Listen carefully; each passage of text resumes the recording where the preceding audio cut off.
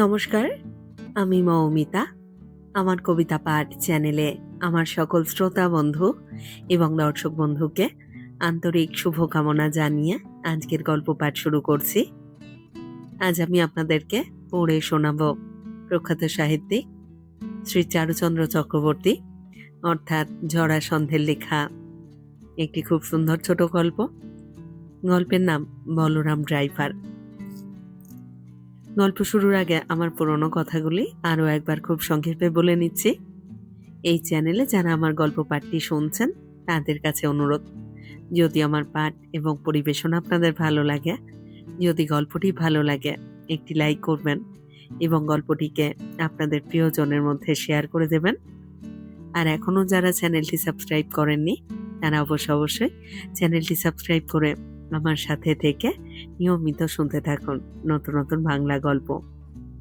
আর হ্যাঁ, বেল আইকনটি প্রেস করে নোটিফিকেশন অন করে রাখুন, যাতে প্রতিটি নতুন গল্প আপলোডের সাথে সাথে আপনাদের কাছে নোটিফিকেশন পৌঁছে যায়। আর কথা বাড়িয়ে সময় নষ্ট করছি না, শুরু করছি আজকের গল্প বলরাম ড্রাইভার। Break break! আমার বাঁ পাশ থেকে চেঁচিয়ে উঠল বলরাম। ততক্ষণে গাড়িটা রাস্তা ছাড়িয়ে ঝোপের মধ্যে গিয়ে ঢুকেছে। আর শেওড়া আর বনতুলসীর জঙ্গল, সুতরাং মারাত্মক কিছু ঘটল না। নতুন ড্রাইভিং শিখছে, রাস্তাটা ডান দিকে অনেকখানি মোড় নিয়েছে, সে খেয়াল ছিল না। কিন্তু স্টিয়ারিং কতটা ঘোরানো দরকার ঠিক আন্দাজ করতে পারিনি, তাই এই বিভ্রাট। মফস্বল শহরে চাকরি, রাস্তাঘাটে এমনিতেই তেমন ভিড় নেই। আমার আস্তানা ও অফিস যে অঞ্চলে, সেদিকটা একরকম ফাঁকা বললেই চলে। আনাড়ি লোকের হাতে ঘড়ির পক্ষে সুবিধা। গাড়িটা পুরনো মরিস, সেই সঙ্গে একটি পুরনো ড্রাইভারও জুটে গিয়েছিল। ইচ্ছা ছিল তার কাছে কিছুদিন তালিম নিয়ে হাতটা একটু সড়গড় হলে নিজেকে পাকাপাকি ড্রাইভার পদে বহাল করে দেব। কিন্তু মাসখানেক না যেতে পরপর এমন কয়েকটা এই জাতীয় অ্যাক্সিডেন্ট ঘটে গেল যে বাড়ি থেকে ঘোর আপত্তি দেখা দিল। গৃহিণী তো সোজা রায় দিয়ে বসলেন, আমার দ্বারা এসব হবে না। এসব কথাটা তিনি ব্যাপক অর্থেই ব্যবহার করেছিলেন। সংসারের কাজ বলতে যা বোঝায়। আমিও ভেবে দেখলাম আমার হাত দিয়ে কলম পেশা ছাড়া আর কিছুই হবার নয়। সে পরীক্ষা তো বারবার হয়ে গিয়েছে। সবে কলেজে ঢুকেছি, শুরু হলো নন কোঅপারেশন আন্দোলন। পাড়ায় পাড়ায় চরকা কাটার ধুম। আমিও লেগে গেলাম। চেষ্টা ত্রুটি ছিল না, কিন্তু কিছুদিন পরে চরকা সংঘের সেক্রেটারি আমাকে বাতিল করে দিলেন। বড্ড বেশি সুতো ছিঁড়ছ তুমি। প্রাক বিবাহ জীবনে একবার সপাক ভোজনের ব্যবস্থা করেছিলাম, শখ করে নয়, বাধ্য হয়ে। সপ্তাহে অন্তত 3 দিন পাচক প্রভুর সাক্ষাৎ মিলত না, তাকে বিদায় দিয়ে পাক প্রণালীর সাহায্য নিলাম। তার নির্দেশ পুরোপুরি পালনে কসুর হয়নি। ফোসকা, খুন্তির ছ্যাঁকা ইত্যাদিও অগ্রাহ্য করেছিলাম, কিন্তু গোল বাঁধালো পাকস্থলী। অত যত্ন করে তৈরি খাদ্য সামগ্রী অস্বীকার করে বসলো। সেখানেও ডাক্তার রায় দিলেন এসব চলবে না। সুতরাং বলরাম ড্রাইভার পদে পাকা হয়ে বসলো। আমি পিছু হটে এলাম, অর্থাৎ পিছনের সিটে এসে বসলাম।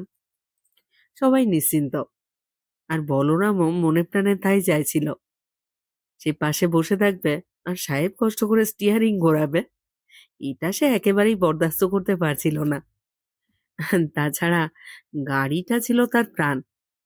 আমার মতো আনাড়ির হাতে পড়ে তার গায়ে যেসব আঁচড় টাচড় লাগতো, মাঝে মাঝে ছোটখাটো চোট আর কি, সেগুলো যেন ওর নিজের গায়ে লেগেছে এমন ভাবে ঝটপট করত। ঝেড়ে পুছে ঘষে গাড়িটাকে ঝকঝকে করে রাখতো। কিন্তু অনেক দিনের পুরনো মডেল তো, বাইরেটা ঠিক রাখলে কি হয়, ভিতরে ভিতরে ব্যাধির আক্রমণ শুরু হয়ে গিয়েছে। আজ এখানে কাল ওখানে। বলরাম কিছুটা মেকানিকের বিদ্যাও শিখে নিয়েছিল। টুকটাক ঠোকাঠুকি নিজে হাতেই করত। তাতে যখন কুলোতো না, ওর জানাশুনো মিস্ত্রি ডেকে নিয়ে আসতো। সে অবশ্য বলতো গাড়ির বয়স হয়েছে, অনেক কিছু বদলানো দরকার। কিন্তু বলরাম মানতে চাইতো না। ইঞ্জিন দেখেছো, ইঞ্জিন দেখেছো, এই কি তোমার দেশি গাড়ি? খাস বিলিতি মাল, মরা হাতিও লাখ টাকা। এখনকার গাড়ি মানে তো দেশলাইয়ের বাক্স। এর বডি দেখো, বলে জোরে চাপড় মারতো গাড়ির গায়ে। মাঝে মাঝে গাড়িটা অফিসের পথে বিগড়ে যেত। বলরাম তাড়াতাড়ি নেমে গিয়ে বনেট খুলতো। কিছু না, কিছু না স্যার, কার্বুরেটরে ময়লা এসেছে স্যার। কিংবা তার ভাষায়, তেল ওভারফ্লো করেছে। কখনো ঠিক হয়ে যেত, কখনো বা খানিকক্ষণ ধস্তাধস্তি করে নিজেই ছুটে গিয়ে রিক্সা ডেকে আনতো। কোনো দিন বাড়ি থেকেই বেরোতে চাইতো না গাড়ি। স্টার্টিং এর গোলমাল, ব্যাটারি ডাউন কিংবা অন্য কোনো ট্রাভেল, যার চিকিৎসা ওর বিদ্যার বাইরে। ব্যাটারি দুর্বল হলে কাছে একটা বসি থেকে কিছু ছেলে ছোকরা জুটিয়ে নিয়ে আসতো ঠেলে স্টার্ট দেবার জন্যে। ব্যাপারটা এত ঘন ঘন করতে লাগলো যে ছেলেগুলো আগেই এসে জড়ো হতো। পাড়ার ভদ্রলোকেরাও জিনিসটাকে বেশ উপভোগ করছিলেন। তারপর যা ঘটলো একেবারে মোক্ষম ঘটনা। গৃহিণী গিয়েছিলেন সিনেমায়, ঘরের গাড়ি একা যেতে বাধা নেই। বেরোবার আগে অবশ্য ড্রাইভারের কাছে জেনে নিয়েছিলেন গাড়িটা ঠিক আছে তো। বলরাম পুরো আশ্বাস দিয়েছিল। কিন্তু ফেরবার পথে গাড়ি বেঁকে বসলো। রাত তখন ৯টা বেজে গিয়েছে, অঞ্চলটাও ভালো নয়। বলরাম নেমে পড়ল স্ক্রু ড্রাইভার নিয়ে। কোথায় কি করলো সেই জানে, কিন্তু তার রথ অনড়। রিক্সাটা জোটানো যেত হয়তো, কিন্তু এক গা গয়না পরে অচেনা রিক্সায় উঠতে গৃহিণী স্বভাবতই রাজি হলেন না। তাছাড়া ওই বলরামই তো যাবে রিক্সা ডাকতে, ততক্ষণ একা গাড়িতে বসে থাকাও নিরাপদ নয়। এরই মধ্যে চারিদিকে লোক জড়ো হয়ে গিয়েছে, যেমন হয়ে থাকে আর কি, বিশেষ করে মফস্বল শহরে কৌতূহলী জনতা। কিন্তু গাড়ির দরজা লক করে ভিতরে যিনি বসেছিলেন তার মনে হচ্ছিল তারা কখন দল বেঁধে ঢুকে পড়ে। ভাগ্য প্রসন্ন ছিল, হঠাৎ ভিড় ঠেলে একজন লোক এগিয়ে এলো। বলরাম চিনল, স্থানীয় মোটর ট্রেনিং স্কুলের টিচার। আমার গাড়িটাও তিনি চিনতেন। বলরামকে দু একটা প্রশ্ন করে জামা খুলে নিজেই ঢুকে গেলেন গাড়ির তলায়, এবং অনেক চেষ্টার পর ইঞ্জিনের আওয়াজ পাওয়া গেল। ভদ্রলোক চলে যাচ্ছিলেন। আমার স্ত্রী তাকে অজস্র ধন্যবাদ জানিয়ে বললেন, আপনি এখন বাড়ি ফিরবেন তো? আগে হ্যাঁ। তাহলে উঠে আসুন, আমরা আপনাকে পৌঁছে দেব। না না, আপনাকে অনেকটা পথ ঘুরে যেতে হবে, আমি হেঁটেই যেতে পারবো। সে হয় না, আপনি আজ যে উপকারটা করলেন। ও কিছু নয়, এসবই তো আমাদের কাজ। আমার স্ত্রী কিছুতেই ছাড়লেন না। শেষ পর্যন্ত ভদ্রলোক ড্রাইভারের পাশে উঠে বসলেন। কথায় কথায় বললেন, আপনাদের গাড়ির অবস্থা কিন্তু ভালো নয়, বড় রকম মেরামত দরকার। আমি কালই ওকে আপনার সঙ্গে দেখা করতে বলবো। তার লম্বা ফিরিসি দিলেন মোটর স্কুলের মাস্টার মশাই। ইঞ্জিন ডাউন করতে হবে, ভালভ গ্রাইন্ডিং, প্লাগ পাল্টানো, ডিস্ট্রিবিউটর ঠিক করা, আরো কিসব বড় বড় ব্যাপার। দুটো চাকার অবস্থাও ভালো নয়, অর্থাৎ মোটা অঙ্কের ধাক্কা, যা আমার পক্ষে সামলানো সম্ভব নয়। সুতরাং একে ঘাট থেকে নামিয়ে দেওয়াই সাব্যস্ত করলাম। বলরামের ভীষণ আপত্তি। সে বোঝাতে চাইল, মাস্টারদের সব বই পড়া বিদ্যা, হাতে কলমে কাজ করলে তবে তো বুঝবে কোথায় কি গলদ। তার চেনা খুব পাকা মেকানিক আছে কলকাতায়, খবর দিলেই এসে সব ঠিক করে দেবে। কিন্তু আমি এবং গৃহিণী মনস্থির করে ফেলেছি, মফস্বল শহরে ক্রেতা জোটানো মুশকিল। আমার এক আত্মীয়ের গ্যারেজ ছিল কলকাতায়, পুরনো গাড়িকে নতুন সাজে সাজিয়ে বিক্রি করাই প্রধান ব্যবসা। তিনি আমাকে ভারমুক্ত করলেন। যেহেতু তিনি আত্মীয়, আমার প্রাপ্তি সম্বন্ধে নীরব থাকাই সমীচীন। তা বলরাম গুম হয়ে রইল। আমি তাকে ১ মাসের মাইনে ক্ষতিপূরণ দিতে চাইলাম। নিল না। স্থির করল বাড়ি চলে যাবে। তার দেশের অবস্থা মোটামুটি সচ্ছল। কিছু ধান জমি আছে। ২ ছেলে। তারাই চাষাবাদ করে। ও প্রায় গোটা মাইনেটাই পাঠিয়ে দেয়। ছেলেরা সুযোগ মতো নতুন জমি কেনে। বলরামের বাড়ি যাবার বিশেষ চার ছিল না। চাকরির খোঁজ করছিল। আমিও চেষ্টায় ছিলাম। হঠাৎ জুটে গেল।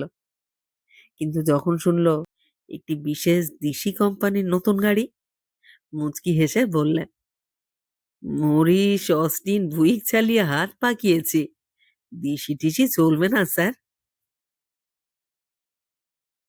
বলরামের কথা প্রায় ভুলেই গিয়েছিলাম।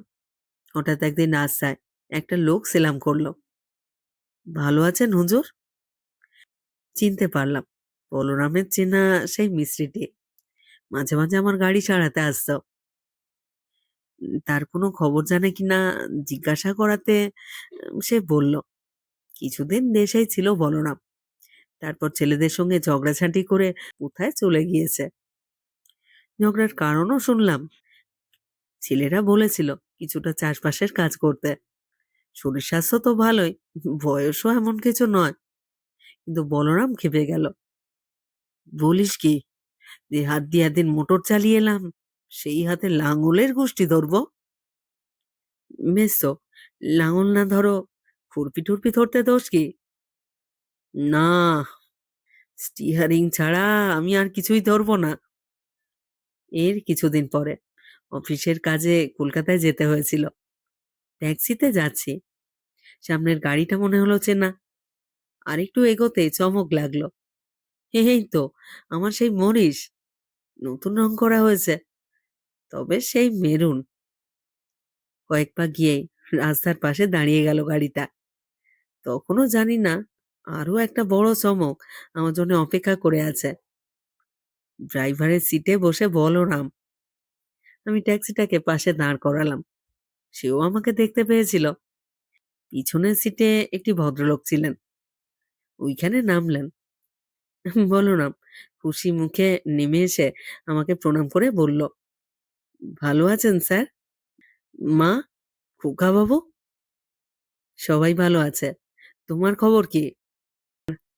গ্যারেজের ঠিকানাটা নিয়ে রেখেছিলাম। সেখান থেকেই খবর পাই কে কিনেছেন গাড়িটা।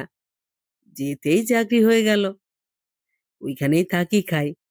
ওরাও খুব ভালোবাসেন আমাকে। বলতে বলতে ওর নতুন মালিক ফিরে এলেন। বলরামই আমার পরিচয় করিয়ে দিল। এই যে এই সাহেবেরই গাড়ি, আমি চালাতাম। তাই নাকি? ভারী আশ্চর্য তো। তা আপনার ড্রাইভারটি বেশ গাড়ির খুব যত্ন নেয়। বাকিটা ইংরেজিতে বললেন। মাইনেও খুব কম। যা বললাম তাতেই রাজি হয়ে গেল।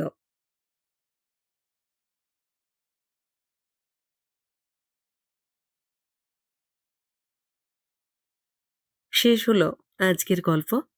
জরাসন্ধের লেখা ছোট গল্প বলরাম ড্রাইভার। যারা এই চ্যানেলে আমার পুরো গল্প পাঠটি শুনলেন, তাদেরকে জানাই আমার আন্তরিক ধন্যবাদ। কেমন লাগলো আজকের গল্পটি? কেমন লাগলো তা অবশ্যই আপনারা কমেন্ট বক্সে আমাকে লিখে জানান। প্রত্যেকটি গল্প পড়বার পরে আপনাদের মতামতের অপেক্ষায় থাকি। আপনাদের ছোট্ট একটু মতামত আমার কাছে অনেক মূল্যবান। আপনাদের মতামত আমার এগিয়ে চলার অনুপ্রেরণা। অপেক্ষায় রইলাম আপনাদের মতামতের। সবাই খুব ভালো থাকুন, সাথে থাকুন। ফিরে আসছি খুব শীঘ্র নতুন গল্প নিয়ে।